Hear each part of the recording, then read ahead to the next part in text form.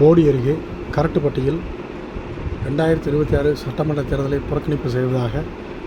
கிராம நுழைவாயில் முன்பு பதாகை வைத்துள்ளனர். எந்த ஒரு அரசியல் கட்சியினரும் வாக்கு கேட்டு வர வேண்டாம் என 21ஆம் தேதி காலை அமைதி போராட்டம் நடத்தினர்.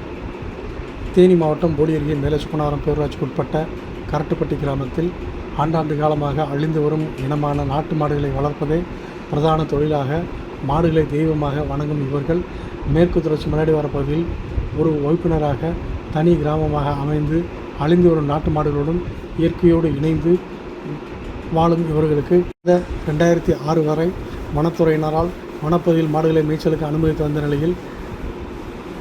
2018 மார்ச் 11 நடைபெற்ற குரங்கணி தீ விபத்துக்கு பின் மாடுகளை வனத்துறையினர் வனப்பகுதிகளுக்குள் மேய்ச்சலுக்குள் அனுமதி மறுத்து வருகின்றனர். வனத்துறை,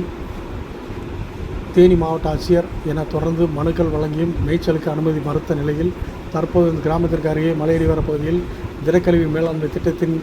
மூலமாக உரக்கிடங்கு மற்றும் மின் மயானம் அமைக்க நிலம் கையகப்படுத்தி பூர்வாங்க பணிகளை மேலசுப்பனாவரம் பேரூராட்சி சார்பில் துவங்கியுள்ளனர். இந்த நிலையில் தங்கள் கிராமத்திற்கு பெரும் பாதிப்பை உள்ளாக்கும் எனவும் போடி பகுதியில் இந்த கிராமத்திற்கு முழுமையான சாலை வசதி செய்து தராமல் உள்ளதாகவும் இயற்கையோடு இணைந்து வாழும் ஒதுக்கப்பட்ட மக்களாக பேரூராட்சி நிர்வாகம் கண்டுகொள்ளதால் 2026 சட்டமன்ற தேர்தலை கிராம மக்கள் அனைவரும் ஒன்றிணைந்து கிராமத்தின் நுழைவாயில் பகுதியில்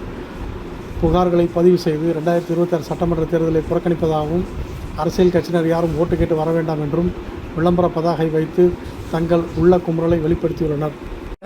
கிராமங்களுக்கான கோரிக்கையை முன்னெடுத்து நாம் தமிழர் கட்சி சார்பில் சீமான் கடந்த 3/8/2025 மலையேறி மாடு மேய்க்கும் போராட்டத்தை நடத்தியும் அதனைத் தொடர்ந்து சீமானுடன் சேர்ந்து 50க்கும் மேற்பட்டவர்கள் மீது வனத்துறை வழக்கு பதிவு செய்து குறிப்பிடத்தக்கது. தொடர்ந்து இவர்கள் கோரிக்கையை அரசு செவிசாய்க்கவில்லை என்பதால் தமிழக அரசு தங்களது கோரிக்கையை தெரியப்படுத்தும் விதமாக இந்த முடிவை எடுத்துள்ளதாகவும் 5 வாக்காளர்கள் உள்ள வெள்ளிமலை கிராமத்தில் வாக்குச்சாவடி மையம் அமைத்து வாக்கு சேகரிக்கும் அரசு 960 வாக்குகள் உள்ள இந்த கிராமத்தை அனைத்து தேர்தல்களிலும் 98% வரை வாக்குப்பதிவு செய்து ஜனநாயக கடமையை நிறைவேற்றிய